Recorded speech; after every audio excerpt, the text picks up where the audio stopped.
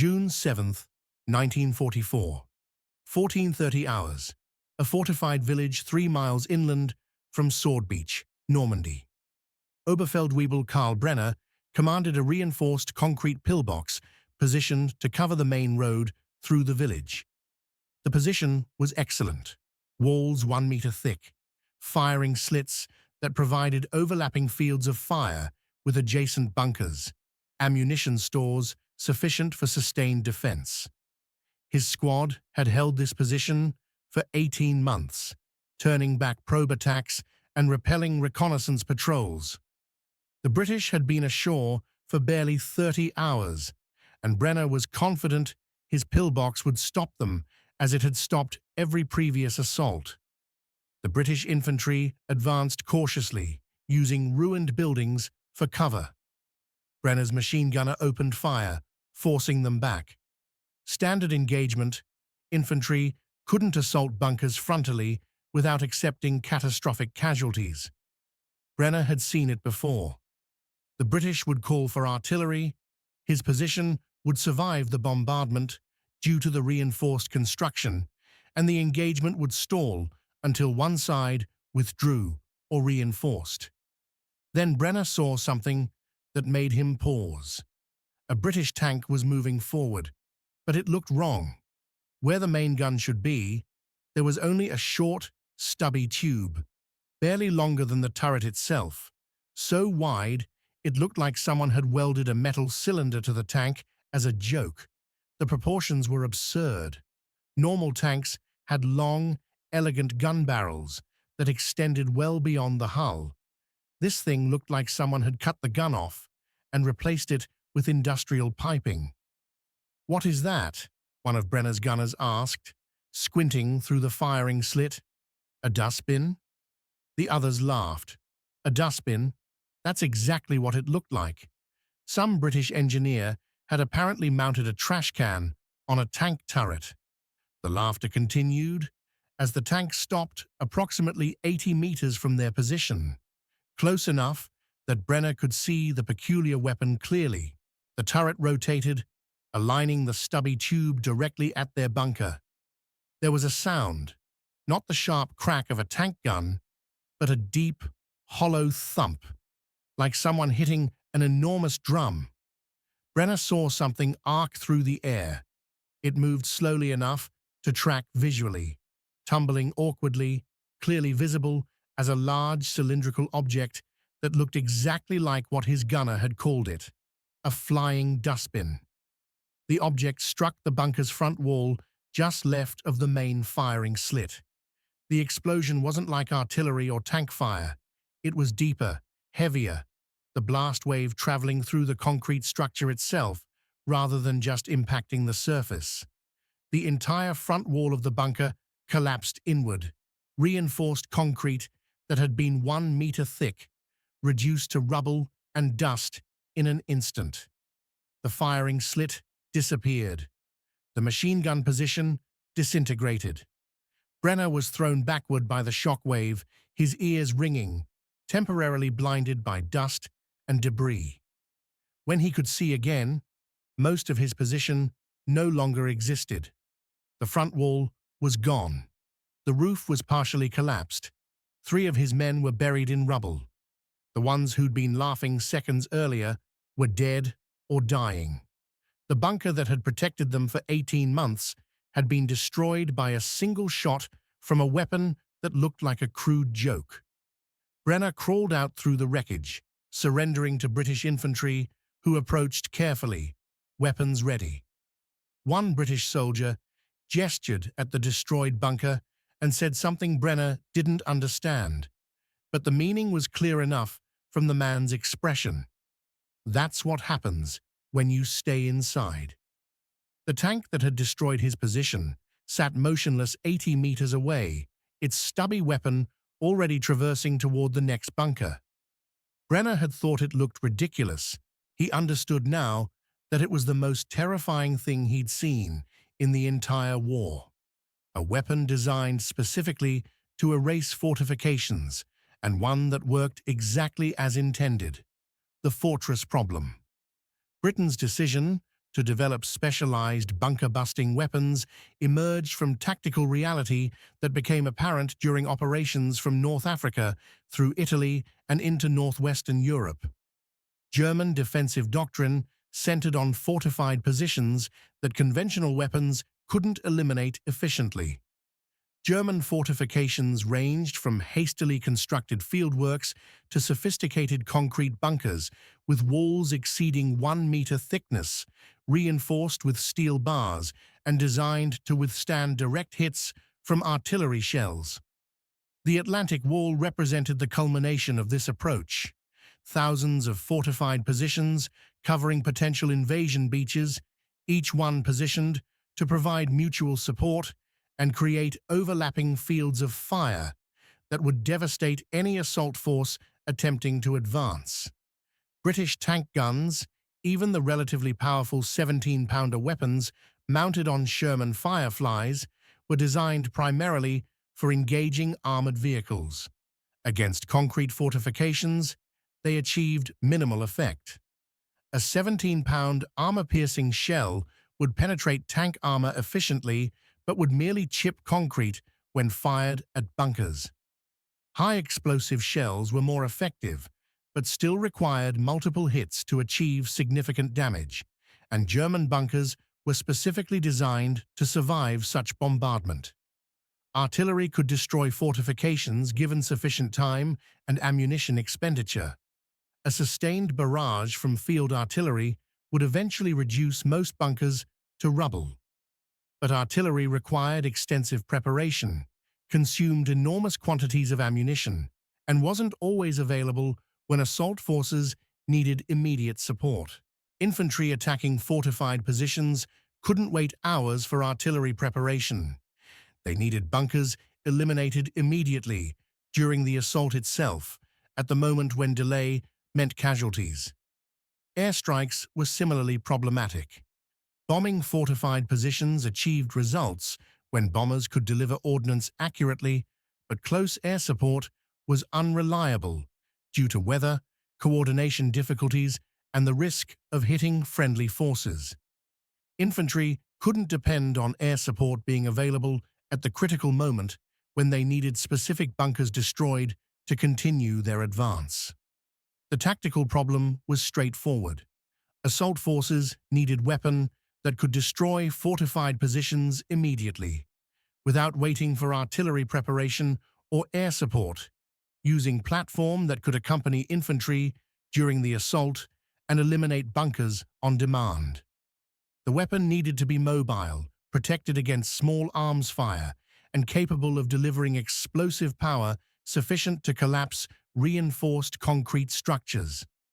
The solution Britain developed was the AVRE, Armoured Vehicle Royal Engineers, mounting the petard spigot mortar, a weapon so unconventional that both British troops and German defenders initially questioned whether it was serious military equipment or some kind of improvised field modification. The spigot mortar solution. The petard represented fundamentally different approach to bunker destruction compared to conventional weapons. Rather than attempting to penetrate fortifications through kinetic energy or shaped charges, the petard delivered massive explosive charges that destroyed structures through blast effect. The weapon was technically a spigot mortar, a launching system where the projectile contained the propellant charge and fired from a fixed rod rather than from inside a gun barrel. This design allowed for projectiles far larger than conventional guns could fire, since the projectile diameter wasn't constrained by barrel dimensions. The petard's projectile was a cylinder 26 centimeters in diameter, containing 18 kilograms of high explosive, roughly equivalent to a large artillery shell or naval depth charge. The weapon replaced the main gun on Churchill tanks that were converted to AVRE configuration, where a normal tank turret mounted a gun barrel 2 or 3 meters long. The petard installation was barely 1 meter, a stubby tube that protruded just beyond the turret face. The visual effect was exactly what German observers noted. It looked like someone had replaced a proper tank gun with industrial equipment that didn't belong on a combat vehicle. The firing mechanism was simple and robust. The projectile, officially designated the 40 lb Flying Dustbin by troops who appreciated accurate nomenclature, was loaded onto the spigot rod inside the mortar tube. Firing ignited the propellant charge in the projectile's base, launching the bomb with distinctive deep thump that was immediately recognizable to anyone who'd heard it before. The projectile arced through the air, slowly enough to be visible in flight, and detonated on impact with the target. The effective range was approximately 80 to 100 meters. Beyond that distance, accuracy degraded rapidly, and the arcing trajectory made hitting specific targets difficult. This limitation was deliberate. The weapon was designed for point-blank assault work, where the AVRE would drive directly toward fortified positions and engage them at ranges where missing was nearly impossible. The reload process was the system's most distinctive feature. Unlike conventional tank guns that loaded from inside the turret, the petard required external reload. A crew member had to open the turret hatch, lean out of the tank while exposed to enemy fire, manually load the massive cylindrical projectile onto the spigot rod, and close the hatch before the weapon could fire again. The entire process required approximately 2 minutes under combat conditions, during which time the tank was vulnerable, and the crew member conducting the reload was completely exposed. British engineers recognized this vulnerability but concluded it was acceptable given the weapon's tactical role. AVREs weren't meant to engage in sustained combat. They advanced with assault forces, destroyed specific high-value targets like bunkers or fortified buildings, and then withdrew while conventional tanks provided ongoing fire support. The slow reload rate was less important than the weapon's ability to eliminate fortifications that nothing else could destroy efficiently. The mathematics of demolition. The petard's effectiveness against fortifications came from delivering concentrated explosive force against structures that were strong in some directions but relatively weak in others. Reinforced concrete fortifications were designed to resist penetration from the front, the direction from which enemy fire would typically arrive. German bunkers had frontal armor that could withstand direct hits from artillery shells, with walls 1 meter thick and reinforced with steel bars embedded in the concrete matrix. This construction made them nearly immune to conventional tank guns and difficult to destroy even with sustained artillery bombardment. But concrete structures were vulnerable to blast overpressure that traveled through the material itself, rather than attempting to penetrate from outside. When the petard's 18-kilogram warhead detonated against a bunker wall, the explosion created shockwave that propagated through the concrete, causing internal fracturing and structural failure. The reinforcement bars that strengthened the concrete against penetration couldn't prevent this blast effect. The entire wall would fail as the concrete fractured under forces that exceeded its structural limits. The tactical advantage was overwhelming.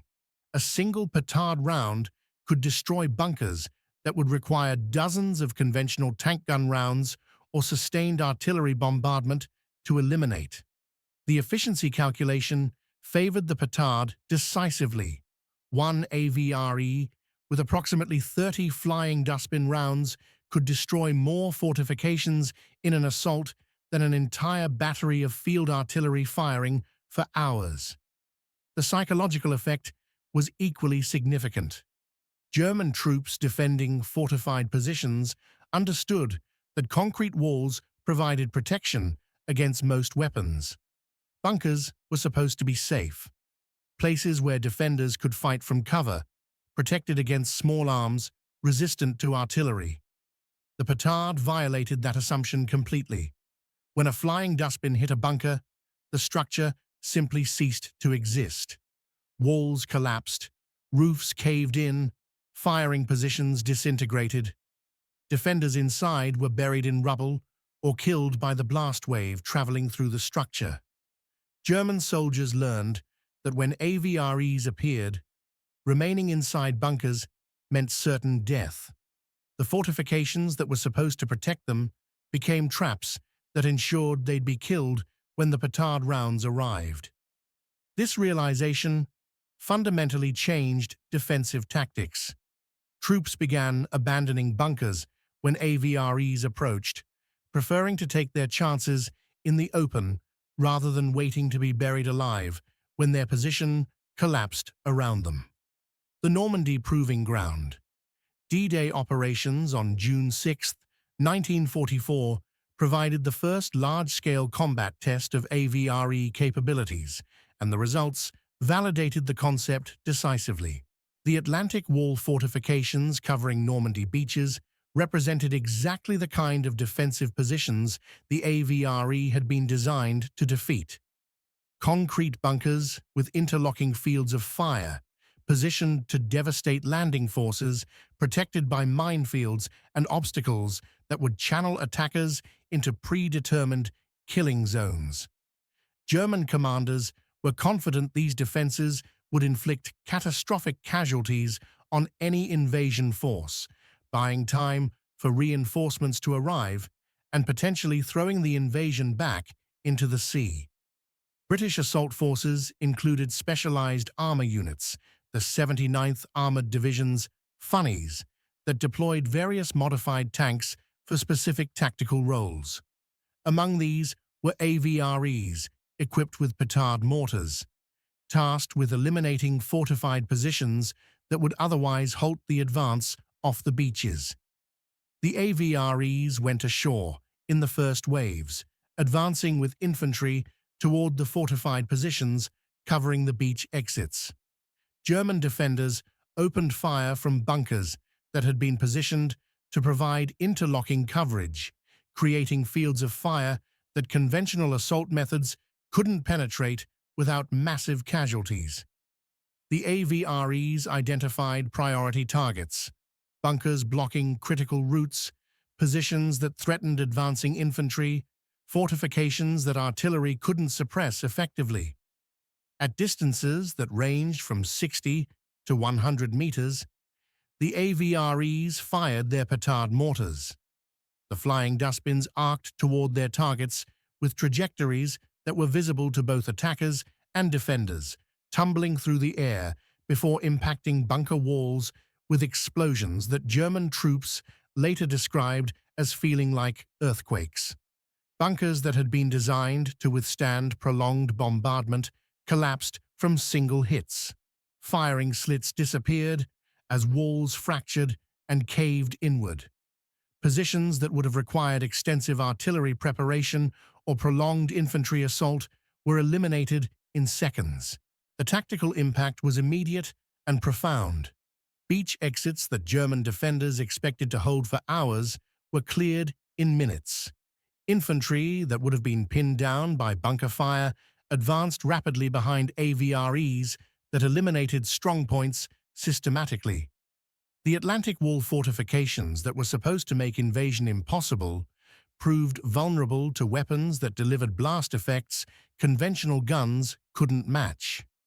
One British after-action report noted, AVREs proved invaluable in reducing fortified positions. Bunkers that resisted conventional tank fire and required extensive artillery preparation were destroyed with single petard rounds. The weapon's psychological effect on enemy troops was substantial. Defenders frequently abandoned positions when AVREs approached rather than waiting to be engaged. Recommend increased AVRE allocation for future assault operations. German reports were more blunt. One regimental commander reported, British engineer tanks mounting large-caliber demolition weapons destroyed our strongest positions with single shots. Concrete fortifications that were designed to withstand sustained bombardment collapsed instantly when struck by these weapons. Defensive positions became death traps rather than protection. Troops increasingly refused to remain in bunkers when these tanks approached. The German perspective German forces developed specific recognition for AVRE threat and attempted various countermeasures, none of which proved particularly effective. Initial encounters generated reports that German intelligence analysts found difficult to credit. Frontline units described British tanks mounting unusual weapons that destroyed fortifications with single shots, but the descriptions seemed exaggerated or confused. How could a tank-mounted weapon destroy reinforced concrete bunkers more effectively than artillery? The claims seemed implausible until sufficient evidence accumulated that the reports were accurate. Once German commanders recognized the AVRE as distinct threat, they attempted to develop countermeasures. The obvious approach was destroying AVREs before they could engage fortifications. Anti-tank guns were positioned to cover approaches to defensive positions, with orders to prioritize any tanks displaying the characteristic stubby mortar tube. But AVREs typically advanced with infantry and supporting armor, making it difficult to engage them selectively. Destroying one AVRE often required exposing anti-tank positions to fire from multiple British tanks, resulting in losses that German forces couldn't sustain. Some units attempted to concentrate fire on AVREs during their vulnerable reload period, when crew members were exposed outside the turret. This achieved occasional successes. AVREs were lost to small arms fire or artillery during reload, but didn't significantly reduce the vehicle's effectiveness. AVRE crews learned to conduct reloads behind cover or while protected by smoke, making them difficult targets even when exposed. German troops developed informal doctrine of evacuating bunkers when AVREs appeared. Orders typically specified that defenders should maintain positions under normal circumstances, but when British engineer tanks approached, troops were authorized to withdraw, rather than remaining in fortifications that would likely collapse on them. This represented tacit admission that fortified positions offered no protection against petard rounds and that troops' survival depended on avoiding engagement rather than attempting to defend fixed positions. One German company commander reported, "Remaining in concrete bunkers when British demolition tanks approach is suicidal. The weapons they employ destroy our strongest positions instantly. Troops understand this and increasingly refuse to remain in bunkers when these tanks are present. Fortifications that were intended to protect our forces have become traps that ensure casualties if occupied when attacked. Recommend withdrawal from fixed positions when British engineer tanks are identified, even though this violates defensive doctrine." The assessment represented fundamental failure of German defensive strategy.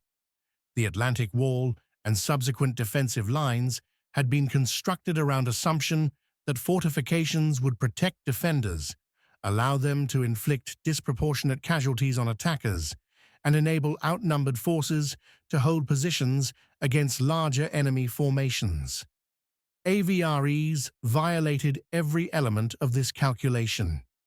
Fortifications didn't protect defenders. They created confined spaces where troops would be killed when structures collapsed. Casualties were disproportionate, but in the wrong direction. Defenders died, while attackers survived.